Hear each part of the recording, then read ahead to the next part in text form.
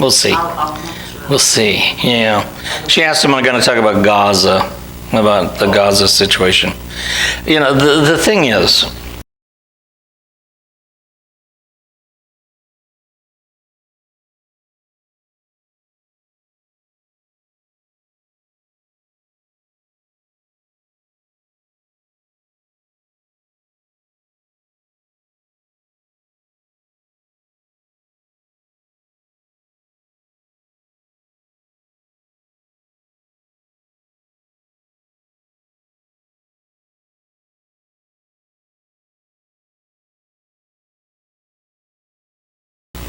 the whole thing about Israel and the Palestinians is a smokescreen.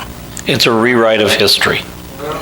Throughout all of recorded history, since the Jews were run out by the Romans, and we call it the diaspora, the dispersion, the squirting out, the getting rid of them.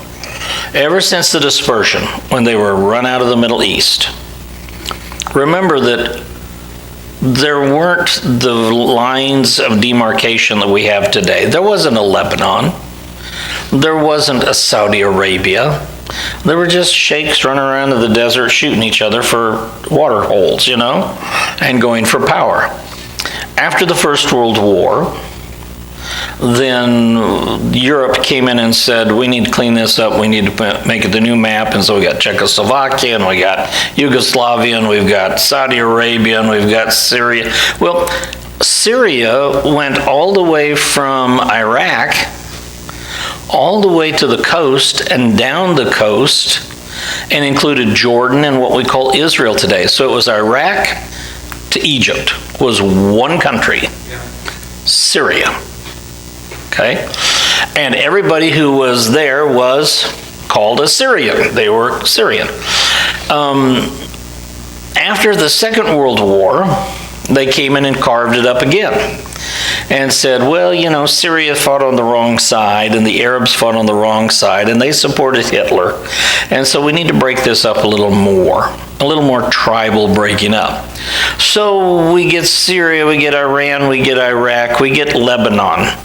And we get Jordan, which his real name is Transjordan, which means the other side of the Jordan.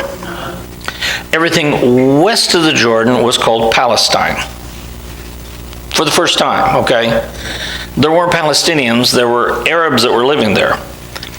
But from the early 1800s until that time, Second World War, from the early 1800s, Second World War, every census ever taken by any government known at that time said that the land that we call Israel, Jordan, was half Arab, half Jew. It's 50-50. Mark Twain went through there in the late 1800s and said that the land is evenly divided between the Arabs and the Jews. The Jews were there. The Arabs were there. And all of them had been there since the diaspora. They had been there since the Roman time. Then, in the early 1900s, the Jews started buying land. They wanted a homeland. And the Zionist movement became industrialized, institutionalized into high gear. So the Jews of Europe and America began to buy the sand dunes and the sandy hillsides of Israel, which had laid waste. The people who lived there were peasant farmers who just had their own sheep and their own garden, and that's all they had. There was no wealth, there was no prosperity. It was just an Arab desert land. The Jews, the same thing. Many of them had created stores and shops, and they were the merchants of the Middle East.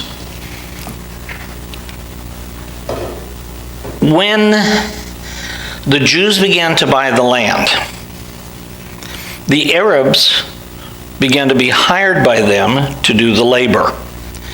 We'll do the farm work, we'll do that because it's the first chance we get to make money. We have a sheep, we have a garden, but we don't have any wealth or prosperity. So they began to work for the Jews, and they got paid a better wage than they could get from their Arab brothers and cousins. So they've all flourished, and they all prospered, and they all did well. The minute that happened, Iranians, Iraqis, Lebanese, Jordanians. Now remember, none of those are real countries. They're Syrians, Jordanians, but now they have new names because of the countries that have been stamped on them like a rubber stamp. They all flooded in and started getting paid by the Jews living wages. They couldn't get paid living wages by their sheikh back home. The guy who ran the camels back home expected them to work for a pittance because he was the big poobah. You are a slave. I am the potentate. And so he gave them just barely a living wage to work. Well, the Jews were giving them more than a living wage. And so Arabs from around the Middle East flooded Israel. So when they say, we've been here for generations and for generations, we've been here forever. Well, that's true as long as you count forever as being since 1900. And you count generations and generations going back to your great-grandfather. When we do a DNA test on Palestinians, they are Egyptians, they are Iranians, they are Iraqis, and they are Jordanians. That's where their bloodline is. And none of them have been there for more than 3 or 4 generations. Unless they're part of the Arab tribe who was there clear back to the diaspora, which right now we think is about 15% of the Arab population are the ones who stuck around. When the War of Independence happened in 1948, you have all of these Jews, all of these Arabs. The Arabs are starting to get uppity, if I may use that derogatory term, because we used it for black people. You know, when they got uppity, and they started building their own shops, and they started getting their own industry, and they started getting their own businesses. They didn't need the Jews to survive anymore, and they didn't need the Jews to pay them anymore.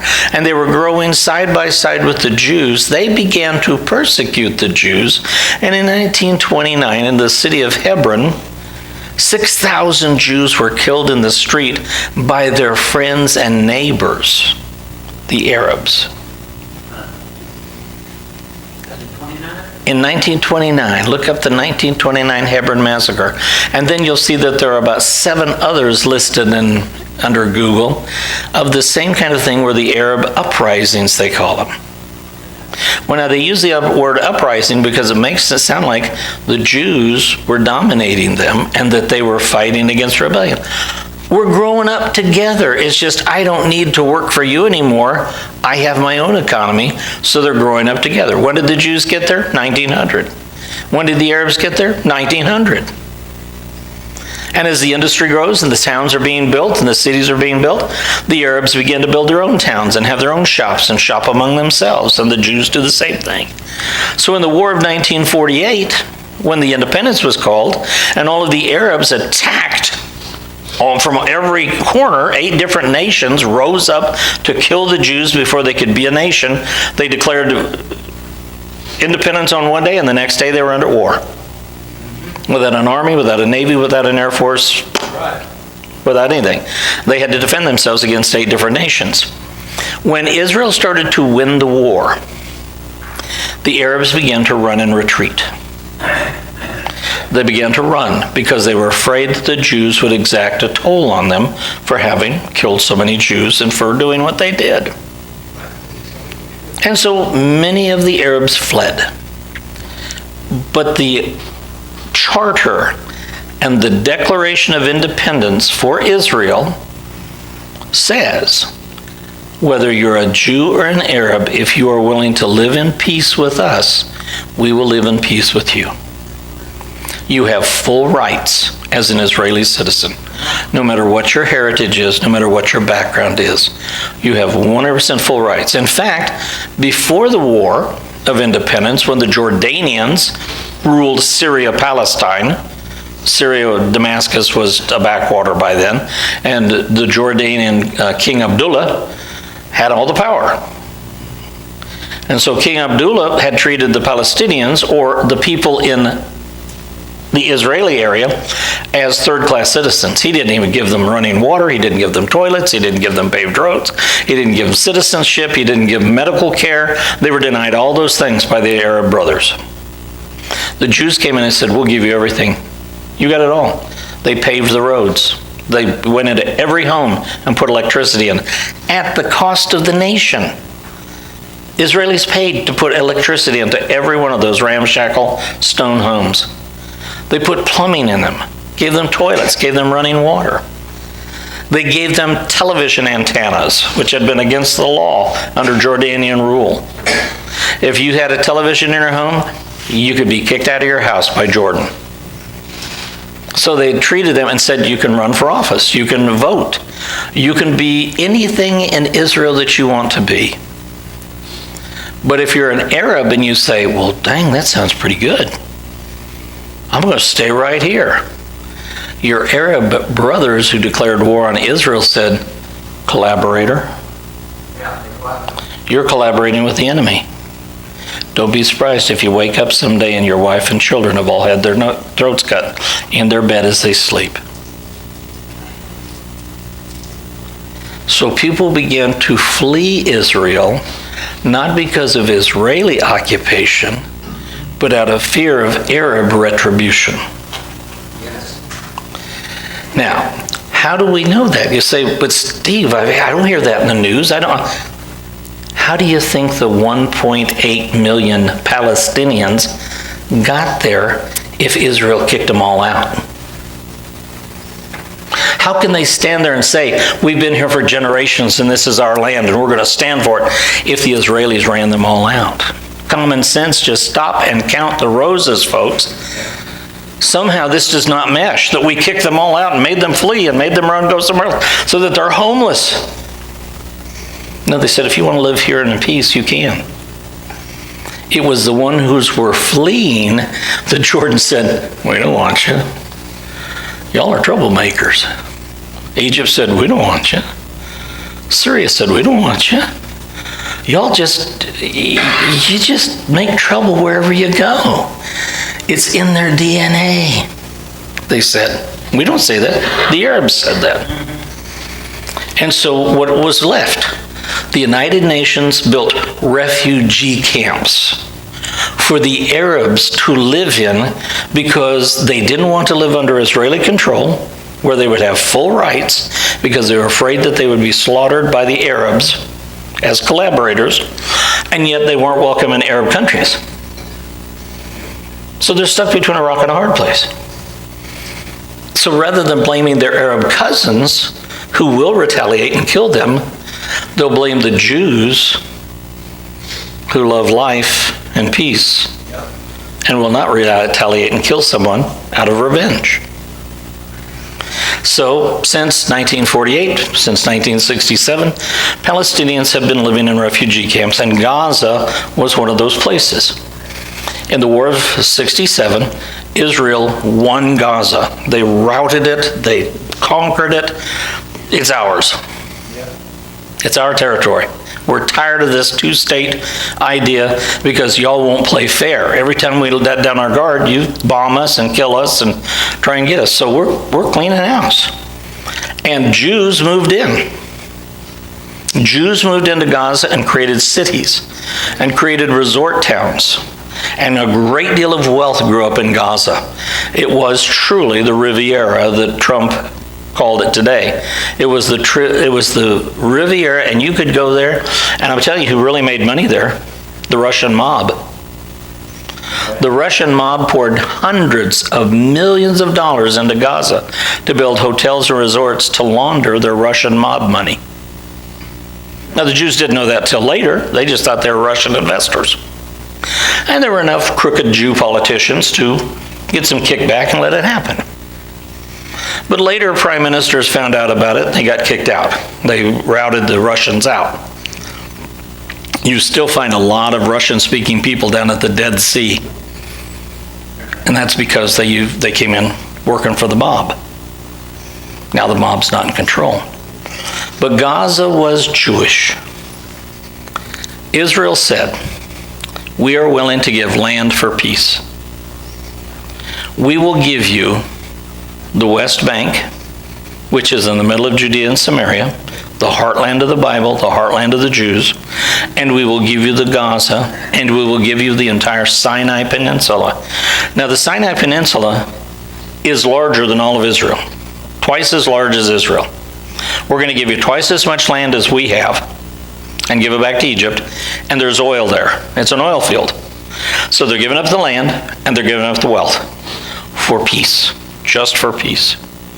And so Arabs rushed into Gaza. Not Palestinians. There aren't any Palestinians. These are people who are in refugee camps that were Jordanian, Iranian, Iraqi, Egyptian. They ran to Gaza and said, look at the paradise they've built. Look at the hotels. Look at the resorts. Look at the shops. Look at the stores. And the Jews that didn't want to leave, they said, this is our home. The army came in and bulldozed the Jewish homes to the ground because they said, anything is worth peace, even your home. And many of the beautiful, beautiful cities now that are around the Galilee area, within 15 miles of the Sea of Galilee, were created by the nation of Israel to replace the Gazan Jewish homes. They built them cities and said, we know that was your home. We know you lost everything when we bulldozed it. But we will build cities all over the beautiful part of central Israel, and you can relocate there. So it's a win-win. Yes, they did have to give up their homes. Yes, they had to give up all of their businesses. The Arabs walked in and had about $2 billion worth of industry that they could just turnkey. There were hydroponic farms, and the Jews left the plants on the vine for them. They didn't burn them. They didn't blow them up. They didn't destroy them. They left them as a gift. Their hotels, the restaurants, freezers and refrigerators were stocked. And they left it behind and said, for peace, anything for peace. And what did Gaza do? This is now the fourth attack of the Gazans on the nation of Israel to destroy and to kill. Now, the question of today, that's the history. This is a tactic. Remember, President Trump is all about the deal. And if he can say something today that can be used as a bargaining chip 2 weeks from today, he'll say it. We may come in there and just clean you out. Well, he might. But in the meantime, we negotiate. There's no way that the United States can go in and claim Gaza. Not legally. We cannot. It would be an imperialist, colonist move that the entire world would raise up and come after us. But you know what we can do? We can take the money that we've been given to the Palestinians that they've been using for weapons and give it to Jews to rebuild Gaza.